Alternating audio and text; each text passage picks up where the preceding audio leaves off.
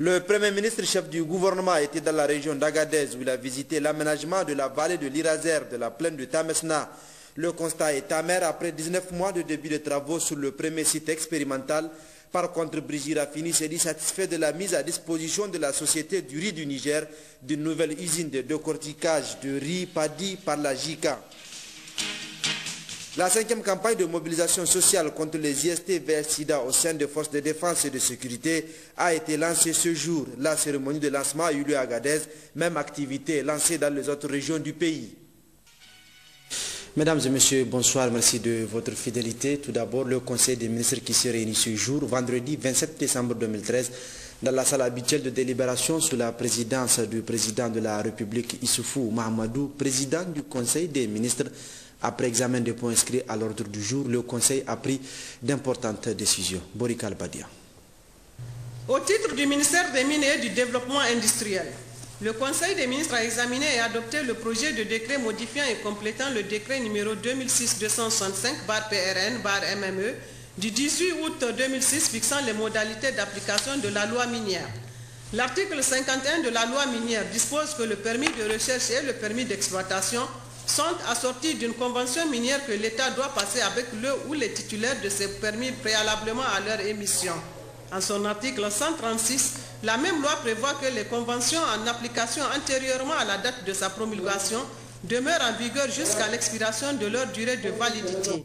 Le décret numéro 2006-265/PRN/MME du 18 août 2006 fixant les modalités d'application de la loi minière est resté muet en ce qui concerne les cas où la date d'expiration d'une convention antérieure arrive à terme avant la conclusion d'une nouvelle convention du fait du retard dans les négociations.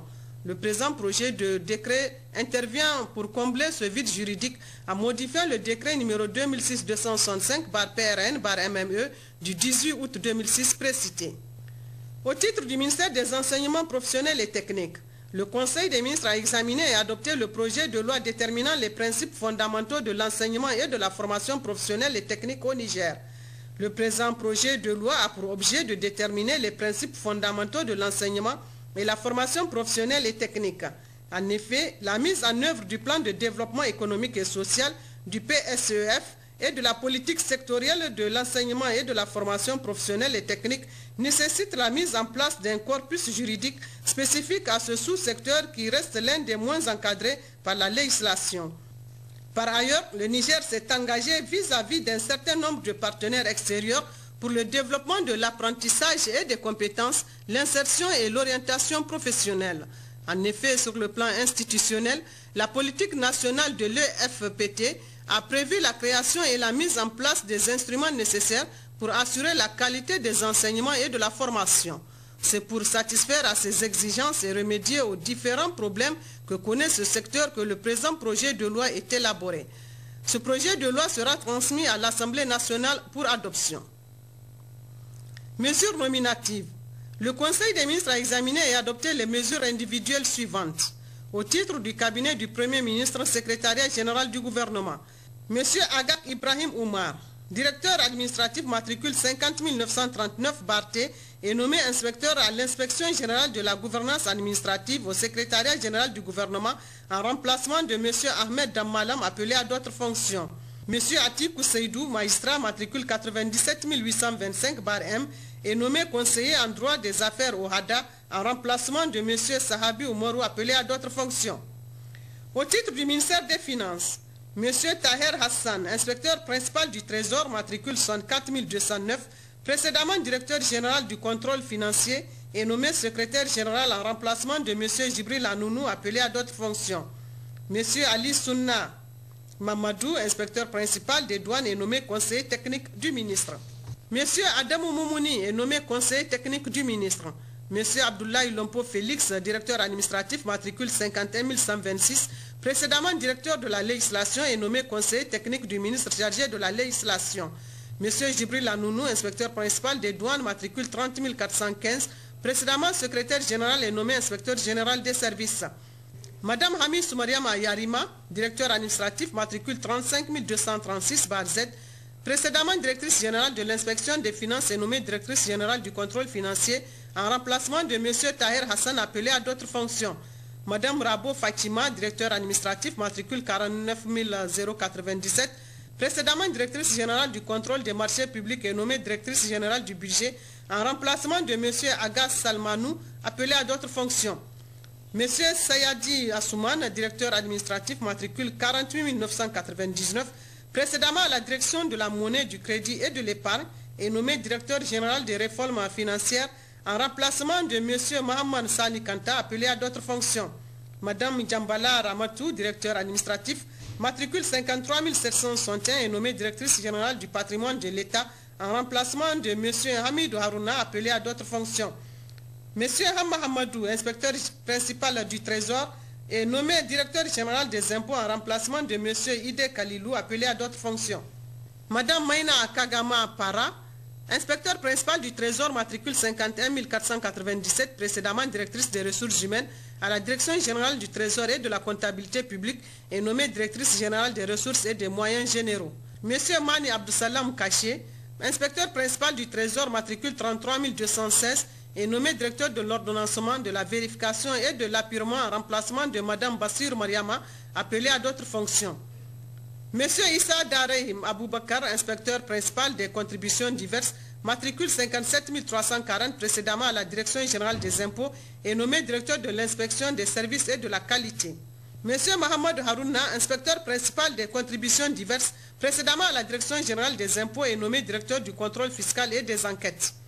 M. Abdurrahman Malam Saleh, inspecteur principal des contributions diverses, précédemment à la direction générale des impôts, est nommé directeur des petites et moyennes entreprises. Mme Barajé Salamatou, directeur administratif, matricule 63 452, précédemment à la direction de la monnaie, du crédit et de l'épargne, est nommée directrice du portefeuille de l'État. M. Zuldeini Malam Gata, directeur administratif, précédemment conseiller technique du ministre, est nommé inspecteur des finances. M. Maman Sani Kanta, directeur administratif, matricule 64 209, précédemment directeur général des réformes financières, est nommé inspecteur des finances. M. Agas Salmanou, directeur administratif, matricule 48 998, précédemment directeur général du budget, est nommé inspecteur des finances. M. Zakari Siddo, inspecteur principal des douanes, matricule 40 309, précédemment à la direction générale des douanes, est nommé inspecteur des finances. M. Ibro Salif Dodo, inspecteur principal des douanes, matricule 40 165, précédemment à la direction générale des douanes, est nommé inspecteur des finances. M. Maman Souley Labo, inspecteur principal des douanes, matricule 29 288, précédemment à la direction générale des douanes, est nommé inspecteur des services. Mme Zouley Mayachi Hamidou, inspecteur principal des contributions diverses, matricule 53 548, précédemment conseillère du ministre, est nommée inspectrice des services. M. Yahaya Amadou, directeur administratif, matricule 63 856, précédemment chef de service des études à la direction de la dette publique, est nommé inspecteur des services. M. Nou Abarchi, inspecteur principal du Trésor, matricule 33 217, précédemment directeur général adjoint du Trésor et de la comptabilité publique, est nommé agent comptable central du Trésor en remplacement de M. Isaac Abdoulaye, appelé à d'autres fonctions. M. Assouman Ada, inspecteur principal du Trésor, matricule 71 392, précédemment trésorier régional de Maradi, est nommé agent payeur général du Trésor en remplacement de M. Abdoulaye Issoufou. M. Issoufou Soumana, inspecteur principal du Trésor, matricule 66 335 Barchier, précédemment contrôleur financier au ministère de la Communication et des Relations avec les institutions, est nommé trésorier régional de Dosso en remplacement de M. Seydou Amadou. Au titre du ministère de l'Emploi, du Travail et de la Sécurité sociale, M. Sani Yahya Janjouna, sociologue, matricule 85 350 Barchier, est nommé secrétaire général adjoint. L'ordre du jour étant épuisé, son Excellence, Monsieur le Président de la République, a levé la séance. La deuxième phase du 2 ans du projet d'aménagement et de mise en œuvre du périmètre irrigué de la vallée de l'Iraser de la plaine de Tamesna connaît un début d'exécution. Le Premier ministre chef du gouvernement s'est rendu hier à Agarous, l'un des premiers sites en expérimentation, pour constater de visu l'état d'avancement des travaux. Compte rendu Mohamed Madou et Ibrahim Mariko. Le projet d'aménagement et de mise en valeur des périmètres irrigués dans la vallée de l'Iraser et la plaine du Tamesna est le fruit du partenariat historique entre le Niger et le groupe Areva, d'un coût global de 11 400 millions de francs CFA pour un objectif de 5 000 hectares de terres à exploiter Il comprend une phase pilote de 2 ans équivalent à 2 milliards d'investissements au niveau de 2 sites pilotes, à savoir Agarous et Tegruit.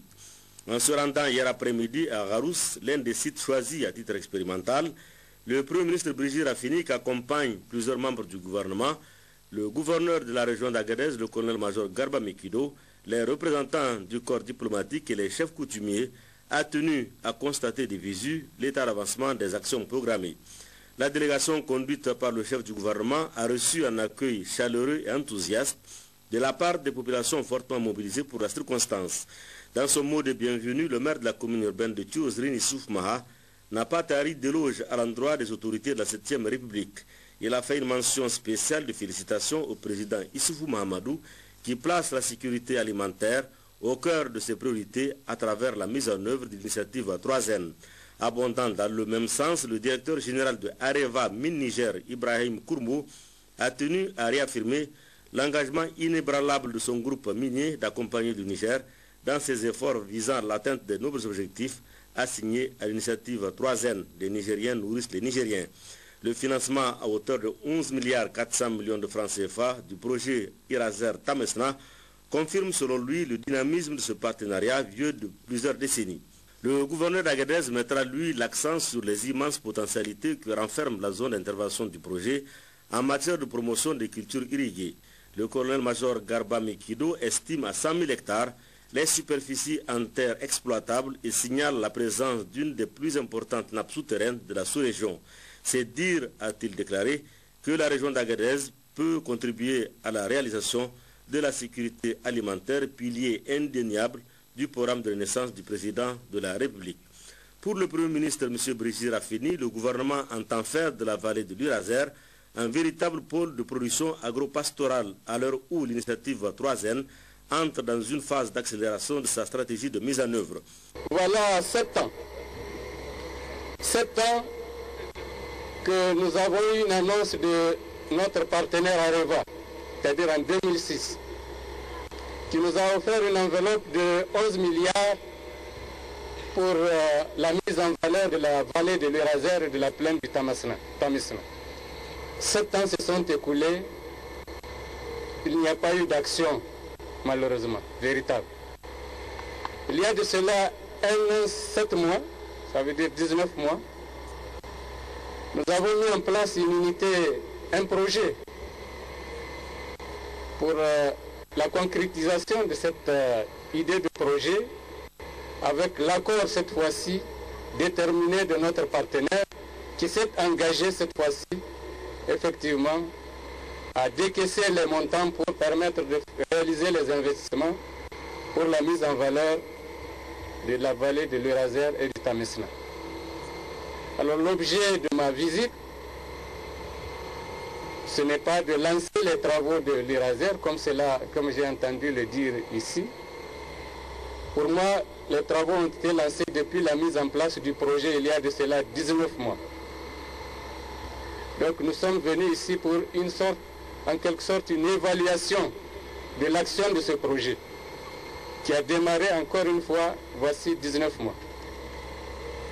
Nous allons donc au cours des visites que nous allons réaliser, constater les efforts réalisés, les progrès qui restent à faire et nous tirerons les leçons ensemble de cette expérience qui est en cours dans l'Urazer. Notre souhait le plus ardent, c'est que tous ces jeunes qui sont là, qui ne cherchent qu'à travailler, qu'on puisse mettre effectivement à leur disposition des outils de travail pour produire. Pour produire, et ici on peut produire. On peut produire beaucoup. Et conformément au programme de Renaissance et à la politique de l'initiative 3N que vous connaissez bien, nous avons l'intention effectivement de faire de cette vallée, de cette plaine, un pôle de production qui pourra contribuer à cet objectif noble qui est que les Nigériens puissent nourrir les Nigériens. Nous entrons désormais dans une phase d'accélération de l'initiative 3N. Il s'agit maintenant de passer aux résultats. Il s'agit de réaliser toutes les infrastructures nécessaires et passer à la production. Elle a été lancée il y a de cela 2 ans. Mais nous constatons qu'il est grand temps, à partir de maintenant, à partir de janvier 2014, d'entrer dans la phase très active pour enregistrer les résultats et atteindre les objectifs assignés à cette initiative 3N. M. Brigitte Raffini bannit la politique de la main tendue vers l'extérieur pour la satisfaction de nos besoins fondamentaux et considère que toutes les conditions sont réunies et les moyens de production disponibles pour arracher à la terre nourricière notre subsistance quotidienne. Restons dans cette région après l'entretien avec les populations. Le Premier ministre et sa délégation se sont rendus sur le site d'Agarous en cours de réhabilitation dans le cadre du projet de l'Iraser. Le point avec Mohamed Madou et Ibrahim Marikou. Le site d'Agarous en cours de réhabilitation dans le cadre du projet Iraser Tamesna couvre une superficie de 50 hectares. Une centaine d'exploitants s'apprêtent à le mettre en valeur à l'aide de moyens modernes de production agricole. Les travaux de remise en état entrepris sur un ancien aménagement hydro-agricole connaissent un début d'exécution. Le Premier ministre a visité quelques infrastructures et équipements qui permettront de rendre le périmètre opérationnel dans les meilleurs délais. Outre le bassin de stockage d'une capacité de 3700 m3 d'eau et les canaux d'irrigation, le site d'Agarous possède 3 forages profonds. À cette panoplie d'équipements modernes s'ajoute un tracteur pour les travaux de labour des sols. Le Premier ministre n'a d'ailleurs pas hésité à prendre les commandes de l'engin en guise d'encouragement aux équipes déployées sur le site. M. Brigitte Raffini s'est aussi intéressé aux jardins verdoyants mis en valeur le long de la vallée fertile d'Agarous.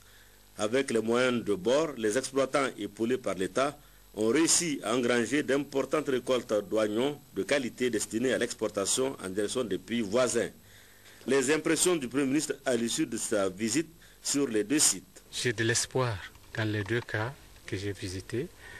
Dans un premier cas que nous avons visité, c'est la réhabilitation d'un ancien site de Agarous, où vous avez vu qu'on est au stade de la préparation des terres pour envisager des semis dans les jours qui suivent. Il s'agit là d'une agriculture, j'allais dire, moderne, qui utilise des moyens modernes. Et évidemment, comme c'est fait dans une zone pastorale, il est question d'abord de clôturer le site, un site important. Et ensuite, il y a des forages qui fonctionnent et qui doivent donc produire suffisamment d'eau pour les cultures. Alors, espoir parce que j'ai vu qu'il y a beaucoup de jeunes qui sont prêts à s'adonner à la culture, à la production agricole. Espoir aussi parce que maintenant nous avons noté la volonté de notre partenaire Areva de effectivement de débloquer, de décaisser les montants promis depuis 2006. Ça fait 7 ans, jour pour jour. Et cette fois-ci, ils sont décidés à libérer les moyens pour honorer leur engagement qui date de 7 ans.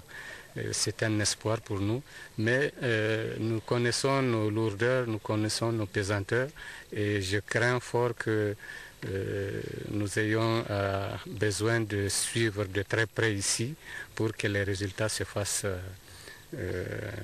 percevoir dans un proche avenir.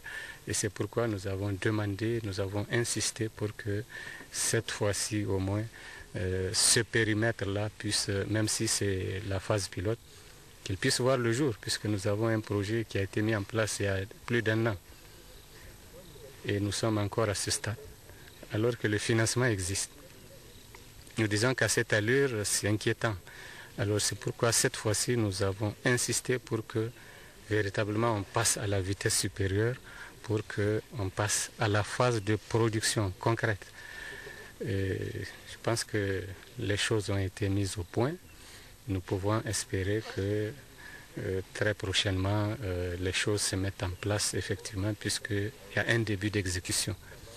Mais pour me rassurer, je crois que j'aurais besoin de mettre en place un système de suivi et pour nous permettre de voir les progrès réalisés pratiquement tous les mois. Le deuxième site sur lequel nous sommes, vous voyez, ça c'est du concret. C'est vrai, il n'y a pas utilisation d'appareils modernes, donc c'est vraiment l'agriculture traditionnelle, mais tributaire de beaucoup de paramètres. Vous avez le problème d'eau ici qui nous a été souligné, c'est fondamental. Ils vivent, j'allais dire, ils profitent des canalisations de Sonichar, de l'eau qui va à Sonichar, pour tirer un peu de quantité vraiment à compte-gouttes pour arroser leurs parcelles. Et je pense que là, nous sommes conscients de ce qu'il faut faire quelque chose rapidement. Soit leur mettre en place un forage ici pour produire suffisamment d'eau pour ces agriculteurs, soit à partir de l'autre périmètre, pouvoir voir comment, puisqu'il s'agit du même site pratiquement, on est toujours dans l'Iraser, on est toujours dans Rarous, je pense que c'est des sites qui doivent se compléter et les sites traditionnels doivent être pris en compte par le projet qui est en train de se mettre en place, même si, comme je le disais, c'est actuellement la phase pilote. Mais quand il sera dans sa vitesse de croisière, c'est tous les sites qui entourent le périmètre que nous avons visité tout à l'heure qui doivent être pris en compte. De mon point de vue, il y a un potentiel que vous voyez ici à partir de presque rien. Voilà des productions qui sont en train d'être faites, des oignons d'une qualité exceptionnelle. Et je pense qu'ils n'ont besoin que d'un petit coup de pouce pour que vraiment la production soit boostée. Et ici, encore une fois, je l'ai dit tout à l'heure, on peut produire suffisamment. On a tous les moyens qui sont réunis, toutes les conditions sont réunies. Il y a les bras valides, vous les voyez, ils sont là.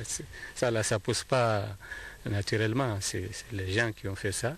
Il y a la terre qui est riche, qui restitue ce qu'on met, et il y a de l'eau, bien sûr ça demande un certain nombre d'investissements pour l'exode. Et c'est ça l'enjeu, c'est ça le défi, et nous allons le relever avec nos partenaires, et nous allons certainement devoir mobiliser suffisamment d'eau pour produire.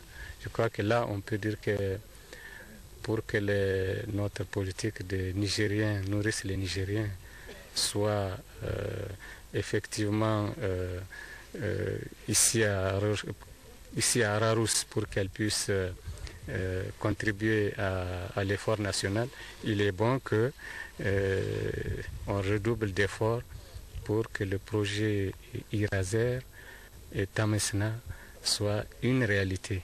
Nous avons suffisamment fait de discours, nous avons suffisamment fait des études sur études. Maintenant, il faut produire. Il faut produire. Les jeunes gens sont là, ils n'attendent que l'eau.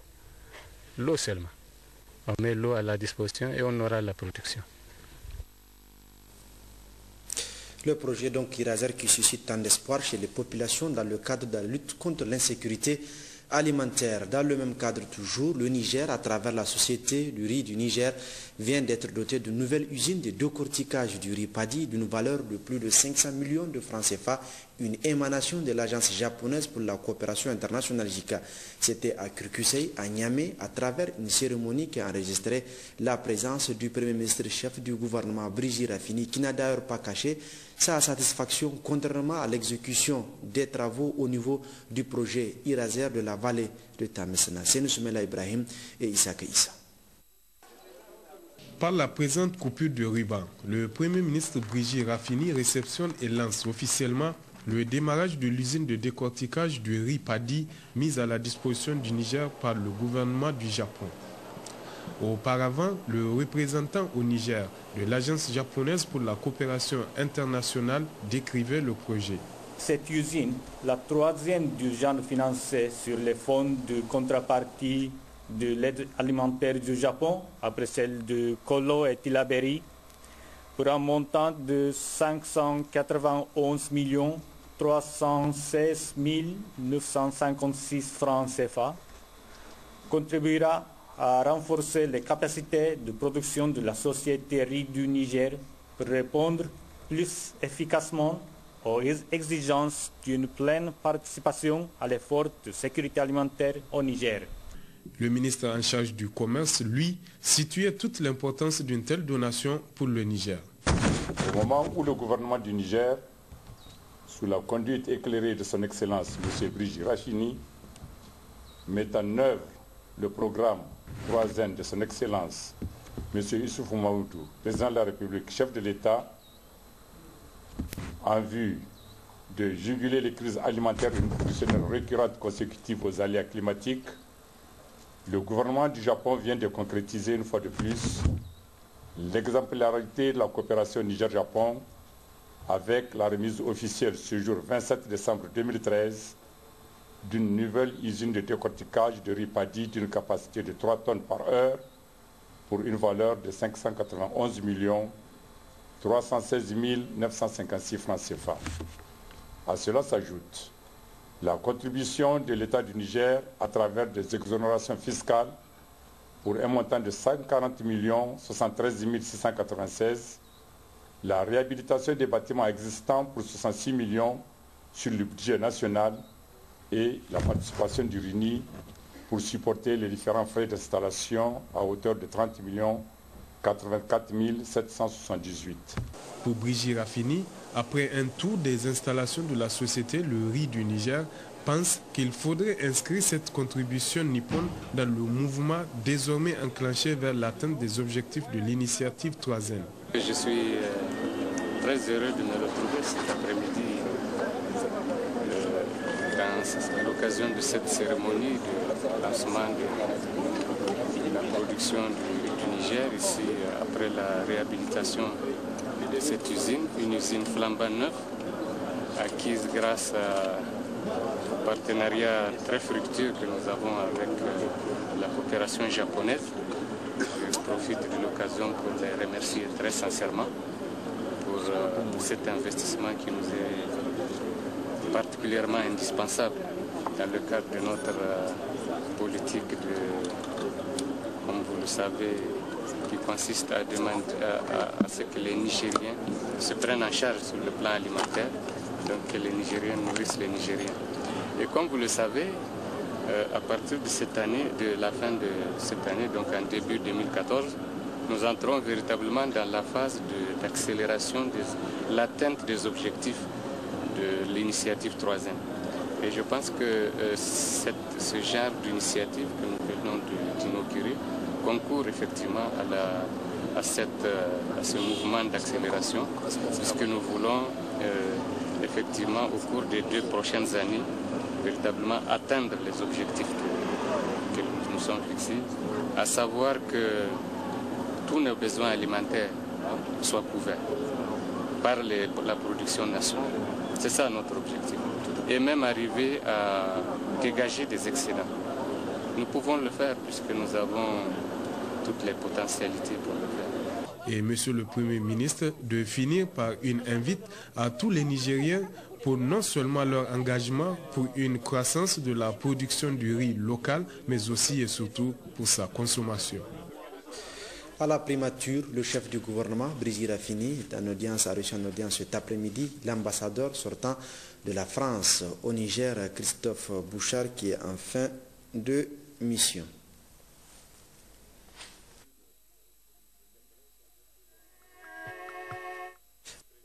Hier après-midi à Niamey de l'ambassadeur de France au Niger, Christophe Bouchard est en fin de mission au Niger. Il a été fait commandeur de l'ordre du mérite du Niger par le ministre d'État, ministre des Affaires étrangères et de la coopération. C'était en présence des diplomates accrédités au Niger et de plusieurs autres personnalités. Les détails avec Djouari Issaka et Mahmoud Ibrahim. Le diplomate français quitte le Niger après l'avoir servi pendant 2 ans et quelques mois. Il quitte notre pays au moment où les relations entre la France et le Niger sont au beau fixe. Son Excellence Christophe Bouchard fut très actif. Je vais ici parler du départ de l'ambassadeur Christophe Bouchard, qu'après un peu plus de 2 ans de séjour au Niger, est appelé à d'autres fonctions au Quai d'Orsay. L'ambassadeur Bouchard est arrivé au moment où notre pays venait de fermer la page difficile de son histoire politique à travers l'organisation dans des conditions de transparence d'élections qui ont consacré son retour à une vie constitutionnelle normale. S'il est un domaine où votre action a permis aux relations entre nos deux pays de se raffermir, c'est bien celui de la sécurité. En effet, ces 2 dernières années, l'appui multiforme de la France en matière de formation et de fourniture d'équipements militaires aura grandement contribué à rendre les forces armées nigériennes plus outillées pour répondre avec encore plus d'efficacité aux nouvelles menaces auxquelles elles sont confrontées. La touche personnelle que j'évoquais tantôt, c'est aussi le souci qui a toujours été le vôtre de parcourir le Niger, d'être au contact des populations, de les écouter, de jeter le regard propre à la France sur leurs attentes en vue de contribuer à leur trouver les réponses qu'elles méritent. En ce moment où vous vous apprêtez à quitter le Niger, je me joins à tous qui vous ont côtoyé et qui sont présents aujourd'hui pour vous souhaiter un grand et bel avenir professionnel. C'est en reconnaissance des bons et loyaux services rendus à la France et au Niger qu'au nom du président de la République et en vertu des pouvoirs qui nous sont conférés, nous vous faisons commandeur de l'ordre de mérite du Niger.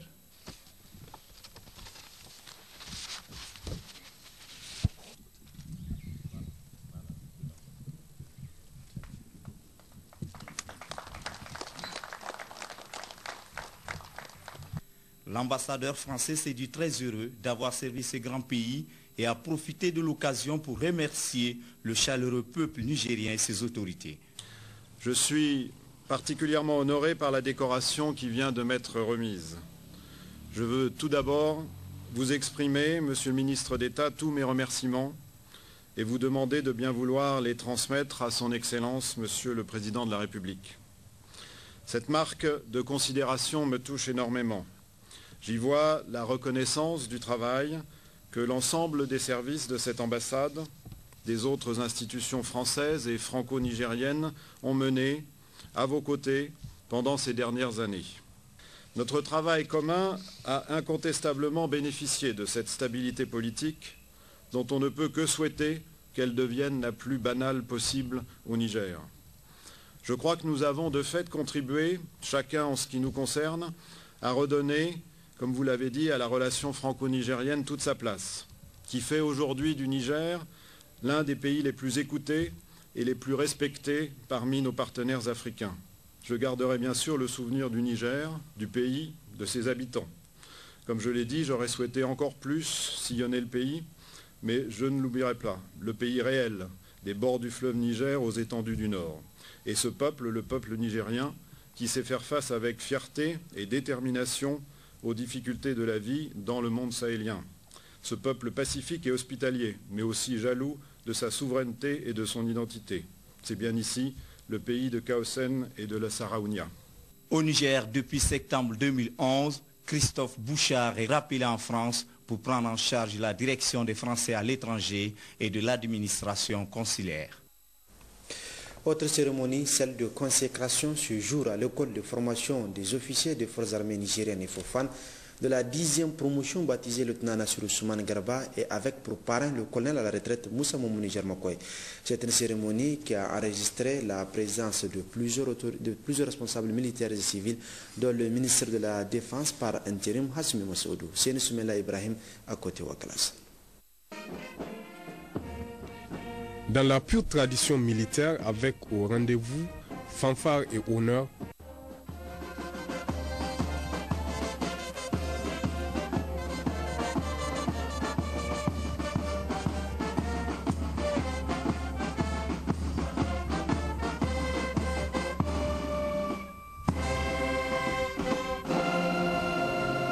ce cérémonial consacre la 10e promotion des élèves officiers actifs de l'école de formation des officiers des forces armées nigériennes. Élèves officiers de la 10e promotion, dans les méditations nocturnes imposées à vous par vos anciens durant ces 2 premiers mois passés ici à l'école, vous avez sans doute mesuré la dimension de votre engagement à aspirer à la carrière de l'officier. Des méditations au cours desquelles, j'en suis persuadé, vous avez perçu que la vie militaire vous réserve bien d'expérience et exigences à conquérir et captiver. La formation civique et morale avec laquelle vous avez renoué ici à l'Efofane vous a certainement rappelé une exigence permanente et essentielle pour l'officier. J'ai nommé le désintéressement. Occasion pour le ministre de la Défense par intérim de s'adresser à la cinquantaine de stagiaires venus du Bénin, du Burkina Faso, de la Côte d'Ivoire, de la Guinée, du Mali, du Niger bien entendu, de la République centrafricaine, du Sénégal, du Tchad et du Togo en ces termes. Chers élèves officiers de la 10e promotion, c'est un honneur pour vous d'être présentés au drapeau, symbole de la nation, d'accéder au sabre et de porter les passants alpha avant de recevoir le baptême. Je vous souhaite plein épanouissement au sein de la famille militaire. Ayez en permanence le sens de l'honneur, de la bravoure et de la dignité, à l'image de votre illustre parrain, et pour honorer la mémoire du valeureux officier dont votre promotion portera le nom. Moment fort du cérémonial, le baptême de cette 10e promotion qui a reçu comme nom celui du lieutenant Nassirou Ousmane Garba, ex-pensionnaire de l'Efofane, tombé sous le champ de l'honneur en service commandé. La 10e promotion a aussi pris connaissance du nom de son parrain à la personne du colonel à la retraite Moussa Moumouni Jarmakoy.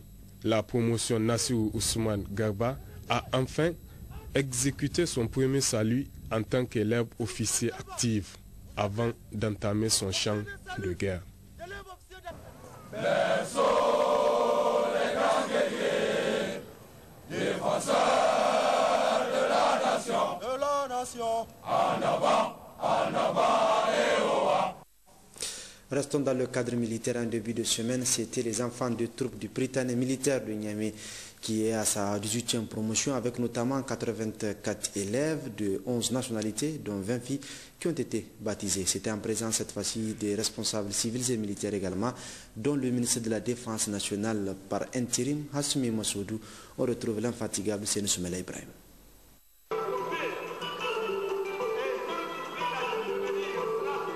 Dans la pure tradition militaire et des écoles de formation de troupes, le cérémonial de baptême de la 18e promotion du Prytanée militaire de Niamey ne déroge pas à la règle. Dans les rangs, 84 élèves de 11 nationalités, dont 20 filles.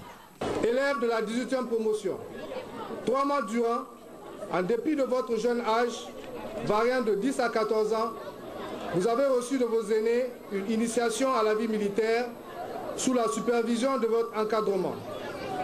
Pendant toute cette période, vous avez subi avec courage cette nouvelle épreuve propre à la formation de l'enfant de troupe. Je me réjouis sincèrement de votre engagement et de votre dynamisme qui ont largement contribué à votre adaptation à ce nouveau milieu. Enfant de troupe de la 18e promotion du Prytanée militaire de Niamey, le fanion de l'école va bientôt vous être présenté. Manifestation de la tradition, ce rituel vous rendra dorénavant apte à prendre part aux cérémonies de prise d'armes. Ce fanion qui se dresse devant vous porte en son centre un insigne composé de 2 épis croisés à leur base, encadrant un pilier qui supporte un flambeau illuminant le livre de la connaissance et du savoir. Il traduit la devise de votre école qui est « S'instruire pour mieux bâtir ». La flamme inextinguible entre les 2 épis symbolise la permanence de la recherche de la connaissance comme source d'un bien-être futur. Cette symbolique doit rester à jamais gravée dans vos mémoires. Là est le sens du serment que vous allez prêter tout à l'heure. En ordre serré, ils reçurent les attributs du PMN, des mains de leurs aînés, ce qui consacre leur acceptation comme enfants de troupe à part entière.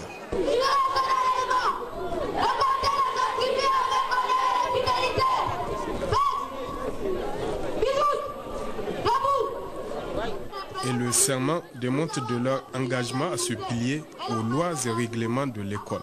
Que nous porterons partout, le consigne vous porter au plus haut grâce à vous et avec vous des valeurs de notre communauté. Acceptez nos remerciements. Vamos Sorabo, Prytanée, enfant de tout. Vamos Solalata, Prytanée, Meiladabi. Chile, Papa Soja, Watana. Alors, après 3 mois passés dans le moule, jeunes, vous pouvez marcher aux allures fières aux côtés de vos aînés sur le chemin de la bravoure.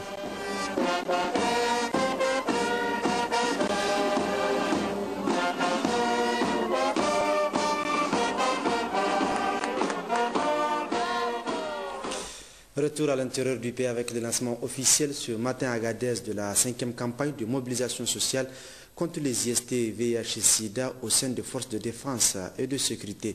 Et c'est le ministre de la Santé publique, Manu Agali, qui a présidé la cérémonie en présence du gouverneur de la région, Mohamed Madou et Ibrahim Marikou. Le ministre de la Santé publique, M. Manu Agali, a donné ce vendredi matin à Agadez le coup d'envoi dans la région de la caravane de sensibilisation et de conseil dépistage volontaire et confidentiel du VIH-Sida. Cette manifestation s'inscrit dans le cadre de la 5e campagne de mobilisation sociale 2013 contre les IST VIH-Sida au sein des forces de défense et de sécurité. L'occasion pour le commandant de Légion de gendarmerie nationale, le chef d'escadron Larwan Abdourahman, de louer au nom de FDS la décision de décentraliser cette mobilisation et de mener la caravane au niveau départemental, prenant ainsi en compte les spécificités de la région en matière de sécurité. Dans son discours inaugural, le ministre de la Santé publique, Manu Agali, a déclaré que la région d'Agadez, dont la capitale vient juste de célébrer son inscription au patrimoine mondial de l'UNESCO, sous le haut patronage du Premier ministre Brigitte Raffini, a été retenue pour accueillir la cérémonie de lancement de cette campagne de lutte contre la pandémie du siècle. Après avoir appelé le thème de la journée mondiale contre le sida, édition 2013, le ministre Manu Agali s'est réjoui des progrès de la science car la maladie est en voie d'être maîtrisée et le Niger sera au rendez-vous du millénaire consistant à stopper sa progression. L'objectif du millénaire pour le développement numéro 6 vise à stopper la propagation du VIH-Sida et à commencer à inverser la tendance actuelle d'ici 2015. Vous constatez donc avec moi que le pari pris par l'ensemble des États membres des Nations Unies concernant les objectifs essentiels à atteindre d'ici 2015 est en train d'être gagné pour ce qui est du sida. Le président de la République, chef de l'État, son Excellence Issoufou Mahamadou, président du Conseil national de lutte contre le sida et chef suprême des armées, s'est engagé personnellement dans l'atteinte de l'objectif zéro sida.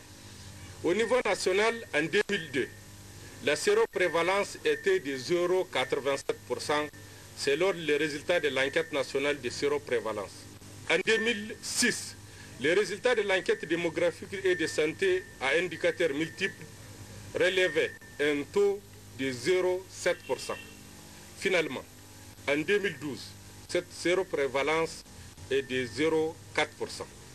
Pour ce qui est des forces de défense et de sécurité, des résultats probants ont été obtenus et concernent la réduction drastique de la séroprévalence qui passe de 3,8% en 2002 en 4 quarts à 1,7% en 2008 selon l'enquête de surveillance de seconde génération sur les IST VIH-Sida et à 0,4% en 2011 toujours selon l'enquête de surveillance de seconde génération. À titre comparatif, la séroprévalence chez les professionnels de sexe était de l'ordre de 25,4%. L'enquête de seconde génération trouvait chez les professionnels de sexe une séroprévalence de 20,9% en 2008 et 17,3% en 2011. Le ministre de la Santé publique n'a pas manqué non plus de remercier les partenaires techniques et financiers pour leur implication désintéressée aux côtés des autorités nigériennes dans le combat collectif contre les IST VIH-Sida. Le Parlement des jeunes du Niger a effectué ce matin une visite à l'UNICEF, le Fonds des Nations Unies pour l'enfance. La visite a permis aux députés juniors de découvrir l'UNICEF à travers une projection. Omojemila Moudanchourou et Hamani Seyni. Reconnu à l'international parmi les grandes organisations qui œuvrent pour le bien-être des enfants, le Fonds des Nations Unies pour l'enfance, UNICEF, a été honoré par cette visite du Parlement des jeunes. Honoré pour avoir reçu la première, la visite des porte-paroles des enfants du Niger. Votre rôle et votre responsabilité, elle est assez grande, parce que vous n'êtes pas seulement censé écouter, mais vous êtes censé intervenir. Vous êtes censé faire du plaidoyer. vous êtes censé analyser en profondeur quels sont les problèmes qui affectent les droits des enfants du Niger. Mais je veux dire, ce n'est pas un travail de revendication que vous avez devant vous, c'est un travail d'analyse et de recherche de solutions. C'est différent, vous n'êtes pas des syndicalistes. Vous êtes des enfants doués qui doivent connaître leur pays, qui doivent connaître les indicateurs, qui doivent savoir pourquoi ce n'est pas tous les enfants du pays qui vont à l'école. Ils doivent savoir pourquoi la mortalité infantile dans les pays, malgré que ce soit à la baisse, continue à être très élevée. Il faut que vous sachiez pourquoi la moitié des enfants du Niger souffrent de malnutrition chronique. À l'occasion de cette visite, la présidente du Parlement des jeunes et le président du réseau du Parlement des jeunes ont salué l'UNICEF pour ses œuvres au profit des enfants. Mais nous souhaiterons toujours, je vais encore l'appuyer, que l'UNICEF soit derrière nous pour nous accompagner, pour nous appuyer par rapport à certaines difficultés que nous rencontrons avec les députés juniors. Je voudrais remercier l'UNICEF qui œuvre pour le bien-être de tous les enfants nigériens, car il n'est pas sans savoir que l'UNICEF est une grande organisation au Niger qui lutte dans ce sens. Et monsieur le représentant, nous vous promettons, nous, jeunes parlementaires, d'être en mesure de promouvoir les droits des enfants au Niger, car c'est l'une des principales préoccupations du Parlement des jeunes. Je vous remercie. Le Parlement des jeunes a également découvert l'UNICEF et son rôle à travers une projection suivie des questions. Les leçons tirées au sortir de cette visite vont certainement permettre à ces députés juniors d'avoir d'autres éclaircissements sur les problèmes des enfants afin qu'ils puissent proposer des solutions concrètes. À l'Assemblée nationale, la toute première session ordinaire de la deuxième législature de la 7e République du Parlement des jeunes a clos ses travaux cet après-midi même à l'hémicycle de l'institution. Différents exposés et importantes allocutions ont marqué la fin des travaux. Baro Koba, Maria Madagou. Après 4 jours de fructueux échanges et de concertation mutuelle, cette session marquant l'installation officielle de la deuxième législature de la 7e République du Parlement des jeunes est au terme de ses travaux. À l'issue donc des travaux de cette session inaugurale marquée surtout par la mise en place du bureau devant présider les destinées de ce Parlement, la présidente du Parlement des jeunes a tenu à remercier ses collègues pour la confiance placée en sa personne avant de saluer la qualité du travail abattu en un temps record par les députés juniors. La session qui vient de s'achever sonne pour nous comme une entrée en matière en ce qui concerne les responsabilités liées au statut du jeune parlementaire. Pour une première, le calendrier fut vraiment chargé. La mise en place du bureau a été un exercice fastidieux mais exaltant. Les échanges avec les structures en charge des questions de la corruption et les débats qu'ils ont suscités rendent compte de l'intérêt que chacun accorde à ce fléau et de la nécessité de protéger les jeunes générations contre les effets pervers de celui-ci. Pour nous rendre compte des efforts consentis par les uns et les autres dans la protection des plus jeunes, des visites guidées ont été organisées au niveau de l'UNICEF et de l'ONG EPAD et une représentation nous a été faite sur la Direction nationale de la protection de l'enfant. La visite au niveau du Musée national nous permet de nous ressourcer un peu plus dans l'histoire et la culture de notre cher pays. Chers collègues députés juniors, l'occasion fut très belle et nous devons l'apprécier à sa juste valeur. Vous avez en effet été témoins de la mobilisation de tous, autorités politiques, administratifs, techniciens et autres personnes ressources autour des activités du Parlement des jeunes. Tous avec la même abnégation et le même but, contribuer à la formation de l'homme de demain. L'audience qu'a bien voulu accorder le président national, son Excellence Hama Amadou, au bureau fraîchement élu, est la traduction concrète de l'engagement de la représentation nationale et de son président. Et que dire de la mobilisation des ressources matérielles et humaines pour assurer le succès qu'a connu notre session. C'est le lieu de remercier l'Assemblée nationale avec à sa tête son président, son Excellence Hama Amadou, les députés nationaux, membres du réseau, les accompagnatrices, nos aînés, anciens jeunes parlementaires et le personnel de l'Assemblée nationale. pour la considération faite à notre égard et l'encadrement conséquent dont nous avons fait l'objet. Cette session inaugurale s'est donc achevée sur une note de satisfaction générale. Forum de capitalisation des acquis du projet Bonne Gouvernance locale pour la planification et la gestion concertée dans le département d'Ilela. Et c'est le secrétaire général adjoint de la région de Tawa qui a présidé la dite cérémonie. Fatima Rabidine et Mahmoud Agou.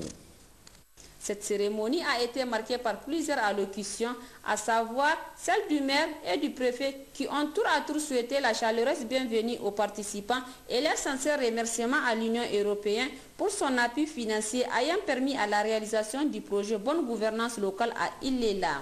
En prenant la parole à son tour, le secrétaire général adjoint, M. Beka Mohamed, a tout d'abord adressé ses sincères remerciements aux autorités administratives, coutumières, communales et à la population de Ilela pour cet accueil chaleureux.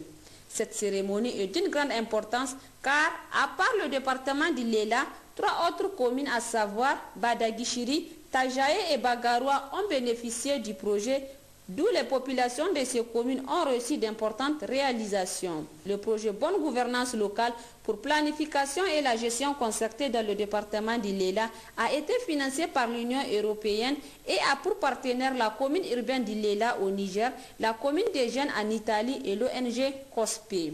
M. Beka Mohamed dira que l'exécution des activités du projet se situe au niveau de la stratégie d'intervention qui met les organisations de la société civile et les autorités locales en concertation pour une bonne gouvernance locale.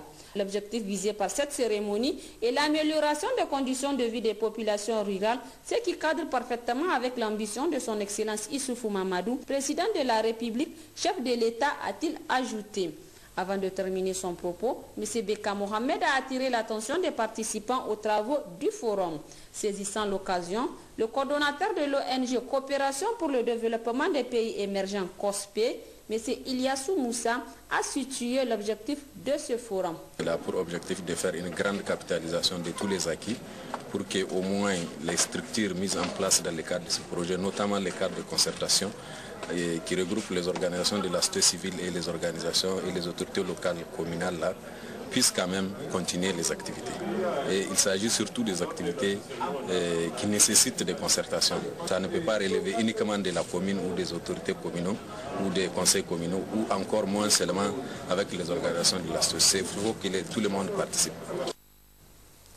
Et le conseil de ville de Tawa, quant à lui, vient de tenir sa session budgétaire exercice 2014. La cérémonie d'ouverture des travaux était présidée par le gouverneur de la région en présence du président du conseil régional, Absota Boubacar et Léolissini. Prendre la parole à cette occasion, le président du conseil de ville de Tawa s'est dit réjoui de la présence effective de tous les conseillers avant de leur souhaiter ses vœux les meilleurs à l'occasion de la fête de la République. Il sera question au cours de cette session budgétaire des Abdraou Dodo de faire le bilan des activités réalisées pendant l'année en cours et les perspectives à venir. Avant de rentrer dans le vif du sujet, il s'agit de féliciter le deuxième gouvernement de la 7e République, de remercier les enseignants, les parents d'élèves, les partenaires du secteur de l'éducation et l'État pour tous les efforts qu'il déploie pour que l'école nigérienne retrouve ses lettres de noblesse. Plusieurs réalisations ont été exécutées dans le cadre de l'amélioration des conditions de vie des populations de Tawa. Le lancement tout récemment de l'exécution de 4 forages, du 3e château d'eau et des extensions de réseaux d'eau potable pour un montant de 4 800 131 790 francs. La réhabilitation de 2 forages F3 et S5. La construction du nouveau marché de Tawa sur fonds propres avec une ouverture de capitaux pour des partenaires privés dans le domaine des infrastructures administratives, le placement de la microfinance Mogodi, une importante somme de 60 millions pour servir au crédit féminin, au crédit latrine et au petit commerce. La construction des sièges pour l'arrondissement communal de Tawa.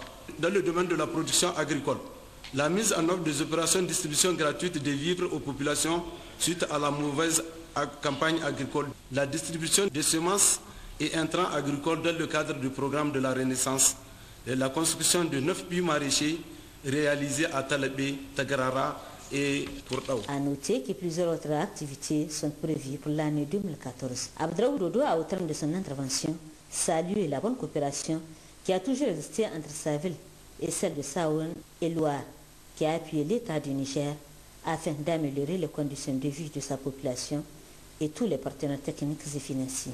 Le gouverneur de la région de Tawa, présent à l'ouverture des travaux, n'a pas manqué de féliciter et encourager le conseil de ville pour toutes ces activités réalisées au profit des populations de la ville de Tawa.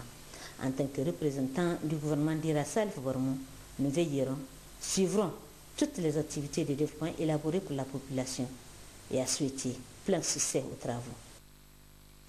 L'atelier devant permettre la mise en place de l'organisation interprofessionnelle de la filière oignon au Niger a ouvert ses activités ce matin au stade général Sénou Kounté, organisé par le Prodex.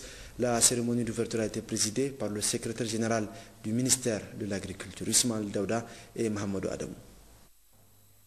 Assurer la compétitivité de la filière oignon, c'est dans cette perspective que le projet de développement des exportations et des marchés agro-silvopastoraux Prodex a décidé de la mise en place d'un comité de l'organisation interprofessionnelle de la dite filière.